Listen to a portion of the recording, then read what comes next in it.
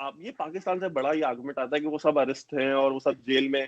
Sir Lakhvi का बच्चा हुआ था सर, वो जेल में था, 2 साल तक जेल में था, उसके घर में बच्चे हो रहे सर, ये कैसे हुआ था कमाल, जरा सर मुझे ये समझे। एक ये है वैभव जी का, मैं कहूंगी कि बड़े ही nice person, very nice human being, लेकिन जब हम इनका चैनल देखते हैं या हम इनकी ट्वीट्स देखते हैं तो वो हमेशा अजीब अजीब सी, और खासतौर पे पाकिस्तान के बड़े खिलाफ होती। चीमा साहब आपसे काफी नाराज हैं वैसे, बस यहीं पे बता दूं, चीमा साहब बहुत गुस्से हैं वैभव जी से। तो आप क्या कहेंगे इस बारे में कि क्यों आपका चैनल जो है वो इस तरह की वीडियोस लगाता है, इसमें मेजर साहब भी होते हैं और आप लोग बलूचिस्तान पे मुसलसल बात करते हैं और इसी तरह से आपकी ट्वीट्स भी होती हैं। देखिए मुझसे तो आसिफ गफूर साहब बहुत नाराज थे, तो अब आसिफ गफूर ने नाराज होकर क्या कर लिया था, चीमा साहब नाराज होकर क्या कर लेंगे, तो पहली चीज तो वो।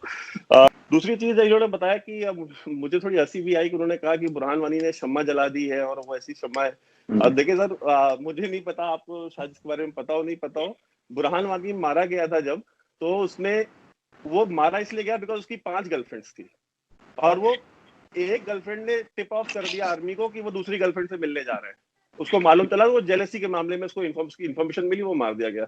तो सर अब ऐसे लोग जो, मतलब ये कौन सी शम्मा जलाते हैं सर, अब मैं क्या बोलूं। अच्छा एक बात ये है कि आपने बात की थी कि वो बुरहान वानी शहीद है। देखिए सर, आपके यहाँ तो वजीर आजम ने उसामा बिन लादेन को शहीद बोल दिया, तो बुरहान वानी तो शहीद है ही है, फिर तो वो कोई बात ही नहीं है। जब उसामा बिन लादेन शहीद हो सकता है, और वो नेशनल असेंबली में खड़े होकर के उसके ऊपर तबसरा कर रहे थे कि उसको शहीद कर दिया अमेरिका ने, तो अभी उसमें मैं क्या बोलूं। अब वो भी चीज आपकी ठीक है, आप उसको शहीद बोल सकते हैं, आपका नजरिया। बलूचिस्तान जो है, बलूचिस्तान देखिए नेहरू लेके गए थे कश्मीर का इशू, नेहरू की गलतियों की कीमत अदा करना हिंदुस्तान ने बंद कर दिया सर। और ये, और नेहरू ने वही नहीं, नेहरू ने और भी बहुत सारे ब्लंडर्स किए हैं जिनको रेक्टिफाई किया जा रहा है, और वो चीज धीरे धीरे रेक्टिफाई होंगी। मुझे पता है गांधी से और नेहरू से बहुत प्यार आजकल जागा हुआ है पाकिस्तान में लोगों को कि ये गांधी वाला हिंदुस्तान नहीं रह गया, अब ये नेहरू वाला हिंदुस्तान नहीं रह गया। तो ठीक है सर, अब आप अगर आपको इतनी मोहब्बत थी तो आप अलग क्यों हुए। पहली चीज, जिन्ना की तस्वीर पीछे लगाते हैं और आगे बैठ के तबसरा कर रहे होते हैं नेहरू और गांधी के बारे में, उनसे अपनी मोहब्बत का इजहार कर रहे होते हैं आपके वजीर आजम और दुनिया भर के जो एनालिस्ट हैं। तो बलूचिस्तान का जो इशू है वो नेहरू नहीं लेके गए, तो ये कोई इसका मतलब ये नहीं कि हम उसकी बात नहीं करेंगे। बलूचिस्तान का जो मसला है वो, कश्मीर में तो आर्म्ड इंसर्जेंसी 1989 में शुरू हुई, बलूचिस्तान में तो आर्म्ड जो फ्रीडम मूवमेंट है वो 1948 से चल रही है। जो खान ऑफ कलात के जो भाई थे, he was the first person to take the part to the mountains, सबसे पहले वो माउंटेन्स पे चढ़े थे 1948 में, और उन्होंने आर्म्ड मिलिटेंसी शुरू करी बलूचिस्तान में। तो आप जब कंपैरिजन करते हैं, और आपने कहा कि हम तो उनको मटेरियल सपोर्ट नहीं करते, हम ये नहीं करते, हम वो नहीं करते, सर देखिए मुशर्रफ साहब ने किताब लिखी है, आपके यहाँ बहुत सारे जनरल्स ने किताबें लिखी है, और आपके यहाँ जो अभी हैं कुछ लोग, ये रिटायर हो जाएंगे तो ये भी लिखेंगे कि उन्होंने कैसे पीओके में कैंप्स बनाए, वो कैसे लोगों को लेके आए, फिर कैसे जेकेएलएफ को इसलिए जेकेएलएफ बोला गया ताकि उसका कोई रिलीजियस कॉनोटेशन ना निकले, क्योंकि it should sound like western freedom movement, तो जम्मू कश्मीर लिबरेशन फ्रंट नाम दिया गया, कोई इस्लामिक नाम नहीं दिया गया। फिर बाद में इस्लामिक नाम की तंजीमें बनाई गई पाकिस्तान के अंदर, जो कि वहां पे हमेशा एक्टिव रही हैं। तो सर आप डिनाई कर दें, मैं डिनाई कर दूं, मुझे नहीं पता रॉ बलूचिस्तान में क्या करती है क्या नहीं करती है। मेरे हिसाब से तो सर कुछ भी नहीं कर रही है, उसको बहुत कुछ करना चाहिए। मैं तो यहाँ पे जब भी लोगों से मिलता हूँ तो मैं तो हमेशा कंप्लेन करता हूँ कि रॉ कुछ कर ही नहीं रही। ये पाकिस्तान से बड़ा ही आर्गुमेंट आता है कि वो सब अरेस्ट हैं और वो सब जेल में। सर लखवी का बच्चा हुआ था सर, वो जेल में था, 2 साल तक जेल में था, उसके घर में बच्चे हो रहे सर, ये कैसे हुआ था कमाल, जरा सर मुझे ये समझाएं। ये मैंने नहीं सुना, ये आपसे सुन रहा हूँ, मेरे नॉलेज। अरे सर ये ऑन द रिकॉर्ड है सर। देखिए पाकिस्तान में एक बच्चा हुआ था, एक बच्चा हुआ था, उसका बेटा हुआ था जब वो जेल में था, एक बच्चा हुआ था। देखिए लड़ाइयाँ ये चलती रहेंगी। आप जो बात कर रहे हैं terrorism, Pakistan is in not involve now. फिर आपके प्राइम मिनिस्टर उस वक्त जो नेहरू गए थे वहाँ पर यूनाइटेड नेशन में, तो अगर आपको उन पर एतराज है देन आप एक डिस्प्यूट तो रिकग्नाइज है ना, इसको तो हम नहीं कह सकते रिकग्नाइज नहीं है। तो why don't you sit with Pakistan and try to resolve it. There will when you sit, और जितनी भी लड़ाई होगी आपकी, अल्टीमेटली चाहे सेकेंड वर्ल्ड वॉर है, फर्स्ट वर्ल्ड वॉर है, कोई वॉर ले लें, then you have to sit across the table and resolve the issue. And particularly Pakistan India के केस में कि आर बाउंड्रीज आर परमानेंट, जो नेबर्स परमानेंट होते हैं और बाउंड्री परमानेंट होती हैं, you should learn to live peacefully, it is both of us, ठीक है। प्रॉब्लम ये है कि जब एक क्रॉप क्रैक करेगा तो दूसरा करता है, इसलिए एक पहले फिदा और फिर कॉन्फिडेंस बिल्डिंग मेजर्स करें। देयर 101 अदर इश्यूज, आप वो भी नहीं बात करना चाहते। मैं तो ये कहता हूँ now is high time, we are both are nuclear countries, हमारे अवाम चाहते हैं इकोनॉमिक प्रॉस्पेरिटी, इकोनॉमिक तरक्की, सोशल वेलफेयर बीइंग चाहिए, तो आप बैठे। जी मेजर साहब, लेकिन एक चीज और है कि आप लोगों को सीपैक से भी प्रॉब्लम है और आपको लगता है कि जैसे ब्रिगेडियर साहब ने कहा कि बैठ के बात हो सकती है। अच्छा, दूसरी चीज है कि 1994 में इंडियन पार्लियामेंट ने एक रेजोल्यूशन पास करा था कि the entire state of Jammu and Kashmir belongs to India which includes PoK and Gilgit Baltistan.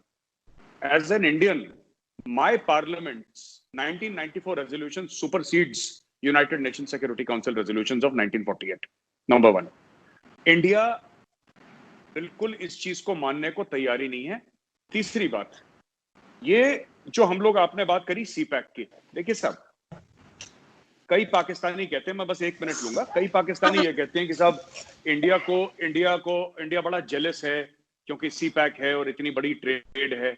मैं पहले भी आप ही के वीडियो में बता चुका हूं कि सीपैक टोटल अभी इन्वेस्टमेंट $45 बिलियन का हुआ है, 45 बिलियन का वो, और जो 60 बिलियन है वो 15 साल के पीरियड में होना है पाकिस्तान में। मैंने डॉक्यूमेंट्स पढ़ी है सीपैक की, जितना सीपैक का 15 साल में होना है उससे ज्यादा, उससे दुगना हर साल इंडिया में होता है। इतना, उससे ज्यादा, उससे 1.5 गुना ज्यादा हमारी सिर्फ चाइना के साथ ट्रेड है। तो $60 billion for India is peanuts, मतलब ये हमारे लिए कुछ भी नहीं है। इंडिया, हमने कभी सीपैक के लिए ऑब्जेक्ट नहीं करा, हमारा सिर्फ 1 सिंगल ऑब्जेक्शन है, सीपैक इंडिया से आता है। 1994 पार्लियामेंट के रेजोल्यूशन के तहत गिलगिट बाल्टिस्तान और पीओके, जिसको आप लोग आजाद कश्मीर बोलते हैं, वो भारत का अभिन्न अंग है और सीपैक की एंट्री वहां से होती है। That is our only objection. हम चाहते हैं चाइना $200 बिलियन इन्वेस्ट करे पाकिस्तान में, हमें क्या दिक्कत हो सकती है? आपका मुल्क अलग है। Allow me to complete sir with your permission. पहली चीज। दूसरी चीज ये है ना कि अगर हम डिस्कस कर रहे हैं सीपैक, तो मैं बता दूं, हर एक डील, हमारी जितनी भी डील्स हैं, इंडिया की डील्स जितनी भी हैं, आप उनके पेपर्स पब्लिकली अवेलेबल हैं। अमेरिकन ने अगर 100 बिलियन इन्वेस्ट करे हैं, अगर सऊदीज ने 100 बिलियन इन्वेस्ट करे हैं, राइट, सीपैक का अभी भी पाकिस्तानी आवाम को नहीं बताया गया कि जो इन्वेस्टमेंट है, क्या लोन है, कितना पैसा आपको देना है, अगली किस्त कब जाएगी। और यही वो आपके जो जीओसी साहब थे, जीओसी साहब ने यही वो वीडियो, में अगर होता तो मैं आपको जरूर भेजता। मैं वैभव आपसे रिक्वेस्ट करूंगा, आप आरजू और ब्रिगेडियर साहब को दोनों को भेजें। वो जो सर्विंग ऑफिसर है, सर्विंग जीओसी हैं पाकिस्तानी आर्मी के, वो कह रहे हैं साहब कुछ पता ही नहीं है, देयर इज नो क्लैरिटी। जी बाबू, तो देखिए, वो मेजर साहब भी बता रहे थे, वो पेशावर कोर के जो जीओसी थे, उन्होंने उसमें एक लाइन कही थी, उसमें उन्होंने कहा था कि पाकिस्तानी सीपैक में सिर्फ क्या पंचर लगाने के लिए गाड़ियों के, तो ही सेड दिस। तो अब उन्होंने क्यों नहीं कहा, आप वहाँ जर्नलिस्ट हैं, आप उनसे इंटरव्यू करें, उनसे पूछें कि भाई उन्होंने ऐसा क्यों कहा, अगर सीपैक इतना ही बड़ा गेम चेंजर है तो। दूसरी चीज ये है कि ब्रिगेड साहब बार बार कह रहे हैं कि बात करें। सर 70 साल से तो बात कर रहे थे। नेहरू साहब, आपने खुद कहा कि वो खुद यूनाइटेड नेशंस लेके गए, फिर उसके बाद जितने भी प्राइम मिनिस्टर्स आए इंडिया के, सबने पाकिस्तान की जो सिविलियन लीडरशिप थी उसके साथ बात करी, इवन मिलिट्री डिक्टेटर्स के साथ बात करी। रिजल्ट क्या निकला? अगर वाजपेयी साहब बस लेके लाहौर गए तो बदले में कारगिल किसने किया? और नवाज शरीफ ने खुद बोला था कि मुशर्रफ ने मेरी पीठ पे खंजर घोंपा, ठीक है, मैंने नहीं कहा, नवाज शरीफ ने खुद कहा। उसके बाद मोदी साहब अगर वहां गए उनके पोती की शादी में, तो उसके बदले में उरी और पुलवामा और पठानकोट और क्या क्या, जब भी इंडिया ने कोई इनिशिएटिव लिया है आपके यहाँ से, आपका जो डीप स्टेट है, आईएसआई है, वो इस तरह की मिस एडवेंचर्स करती है ताकि टॉक्स डिरेल हो। तीसरी चीज ये है कि आप आज बात करना चाहते हैं, आप आज से पहले बात नहीं करना चाहते थे। आपसे मुराद मेरी कि आपकी जो रियासत है वो आज इसलिए बात करना चाहती है बिकॉज वो बैंकरप्ट हो चुकी है, उसके ऊपर ग्लोबल प्रेशर बहुत ज्यादा पड़ा है, जो डिप्लोमेटिक आइसोलेशन हुआ है, और जो ओवर डिपेंडेंस चाइना के ऊपर हो गई है कि बिना चाइना के you can not even move an inch. आपका चाइना के सिवा दुनिया में कोई दोस्त नहीं रहा। आप 2-3 बिलियन डॉलर के लिए वजीर आजम को ड्राइवर बनना पड़ रहा है सऊदियों का और दुबई वालों का। तो जो आवाम जाकर के काम दुबई में करती है, वो काम आउटसोर्स कर लिया पाकिस्तान में वजीर आजम ने। इमरान खान के एक ट्वीट का जवाब नहीं दिया आज तक, और लोग के पास टाइम है ना। हाँ, और इमरान खान ने कम से कम 500 ट्वीट किए होंगे अगस्त से लेकर अभी तक, एक ट्वीट का जवाब नहीं दिया मोदी ने। तो ये सर डेमोक्रेसी में ये होता है, जब एक जो बंदा इलेक्टेड होता है ना, वो एक इलेक्टेड बंदे की तरह सोचता है, और जो सिलेक्टेड होता है वो सिलेक्टेड की तरह बिहेव करता है। अब हुआ है ये सच है। आप तो ये सब जो चीज है, दूसरी चीज, ये जो दादा का बच्चे का केस बताया, वो मस्जिद से फायर करा था टेररिस्ट, और जो बच्चे को ले गए थे उसको चॉकलेट देके उसके घर में हैंडओवर करा था, और उसके पहले वो बच्चा साइकेट्रिस्ट के पास गया था because he was very deeply disturbed. इसी के दादा को क्रॉस, देखिए बात ये ना, और उसके जो खानदान वाले कह रहे हैं, मैंने एक सवाल पूछा तो लोगों ने बोला कि वह बात तो ठीक है, उनकी जो बेटी थी, बेटी कह रही है जी सिक्योरिटी फोर्सेस ने मेरे बाप को मार दिया। मैंने पूछा कि, मैंने उनको बोला कि उनसे जाके पूछना, आप थे वहां पे, आप थे वहां पे। ये एक इम्तियाज हुसैन है, वेरी फेमस ऑफिसर, बड़ा जाबाज ऑफिसर है कश्मीर पुलिस का। इम्तियाज हुसैन ने अपना एक एग्जांपल दिया था ट्विटर में, उनकी 14 साल की कजन को मारा टेररिस्ट ने, 14 साल की कजन को मारा। उनका ट्वीट है इम्तियाज हुसैन के, आप ट्विटर हैंडल पे जाइएगा, ब्लूटिक हैंडल है उनका। इम्तियाज हुसैन साहब ने बोला कि मेरे कजन सिस्टर को मारा, बहुत पहले की बात है, और मेरे घर पे फोन आ गया कि तुम ब्लेम करो कि बीएसएफ ने मारा है। कह रहा है ये कश्मीर है जहां पे लाशें बिकती हैं, डेथ सेल्स। मैं सिर्फ ब्रिगेडियर साहब से एक सवाल पूछना चाहता हूँ। ब्रिगेडियर साहब ने ये बोला ना कि ये टेररिस्ट अलग होता है और फ्रीडम फाइटर अलग होता है, तो मेरा ब्रिगेडियर साहब से ये सवाल है सर कि लश्कर तैयबा वाले जो हैं वो फ्रीडम फाइटर हैं कि टेररिस्ट हैं, और जो बीएलए वाले हैं वो फ्रीडम फाइटर हैं कि टेररिस्ट हैं? बस मैं ये जानना। दोस्तों हमारे चैनल में आपका स्वागत है। आज के इस वीडियो में दोस्तों बात हो रही है पाकिस्तान की धोखेबाजी के बारे में, जिसका पर्दाफाश आज भारतीयों ने पाकिस्तान मीडिया के शो में ही कर दिया।